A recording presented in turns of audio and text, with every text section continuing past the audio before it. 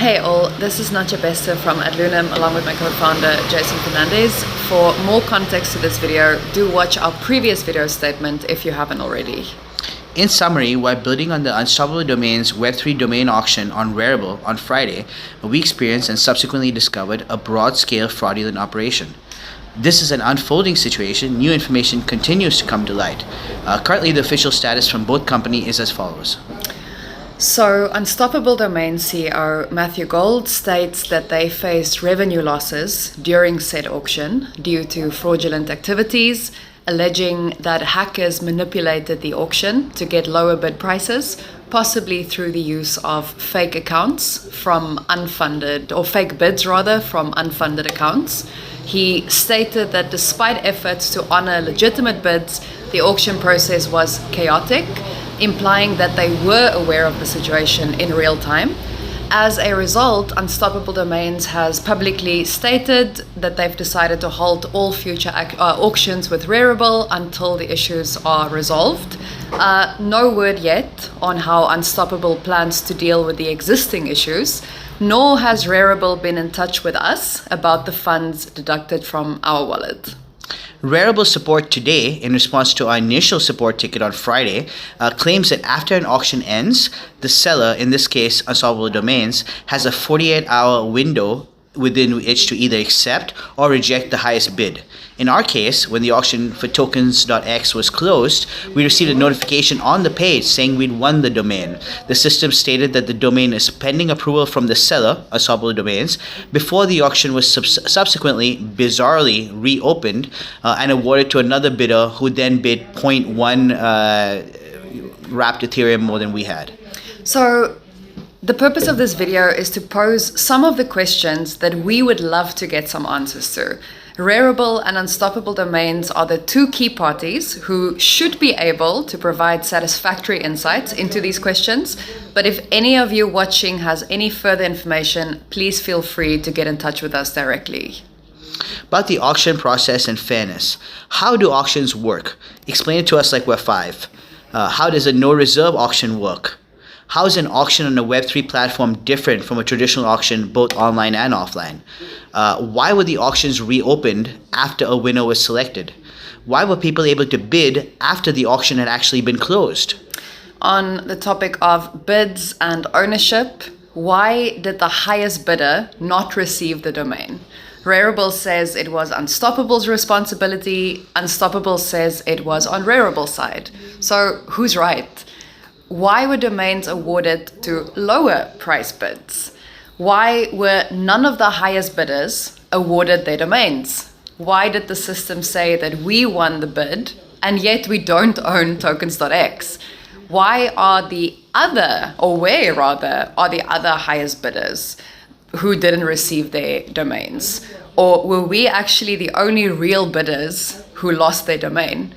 Why did certain bid awardees immediately transfer their domain to other owners for less than the amount that they had paid for the bid? And as per Matthew's statement, how is it possible for unfunded wallets to bid and then be rewarded domains, since we had to connect our wallet with funds in order to bid? With reference to UX and customer support, why is the information on bids and activity different for each domain? Why do they not correlate? Why did it take Rarible almost 93 hours to respond to our support ticket, and only after he'd already taken to social media and had generated more than 20,000 views across different social media and video platforms?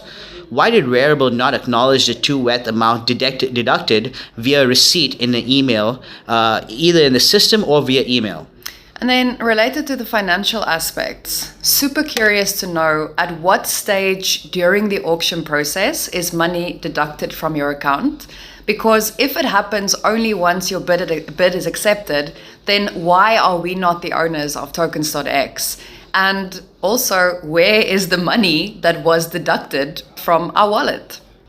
With reference to privacy and ethics, why do you need to connect your wallet to a specific auction page on Rarible? Once we connect a wallet to a specific auction page, Rarible has all the information on which wallets are interested in a specific domain and the amounts that are in those wallets. This means it's not necessary for us to actually place a bid before Rarible has complete knowledge of our budget, and they can already see what's in each wallet and can see in real time should those amounts change. That gives Rarible insiders an easy way to bid just $1 over the amount that's in the wallet of the interested party. And due to confirmation times for transactions, even should the user immediately try and transfer additional funds, a Rarible insider could ensure that they have the highest bid when the auction closes because they have the exact number that's in those wallets. How is that fair? How is this auction democratic if a small cabal of usernames, none of whom were the highest bidders, received the domains? This, by the way, goes through all auctions that happened on that day, not just tokens.x. So then, as a follow-up, there were a few specific incidents. So why did the flying.x domain auction get postponed, as per Sandy Carter's tweet, on the last day of the auction? How can a 48-hour no-reserve auction be postponed once there are already active bids at the time that the auction is supposed to close? Why was the flying.x auction then reopened?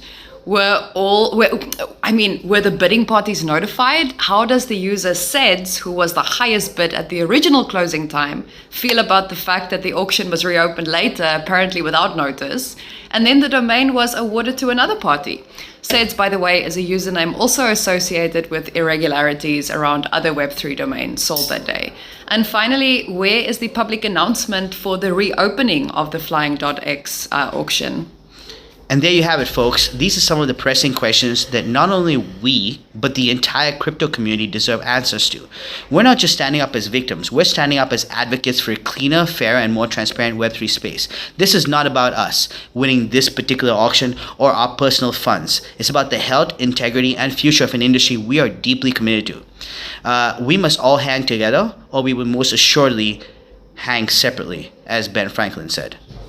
So we look forward to talking to Alex Selnikov, co-founder of Rarible, who has agreed to be on the AdLunam podcast, The Future of NFTs.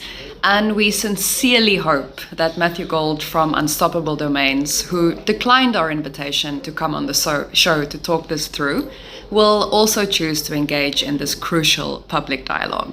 So as we wait for these conversations, if anyone watching has any information or similar experiences, please reach out to us. We have already heard from many of you, and as always, your anonymity will be fully protected, but your insights could most certainly be invaluable. So let's do this. Let's keep crypto clean, fix Web3, because guys, the world is watching and history is going to remember how we navigated these early challenges. We've already been through so much. It's not necessary for us to keep going through the same harrowing mistakes over and over again. We're either all going to make it together or not at all. Talk to you soon.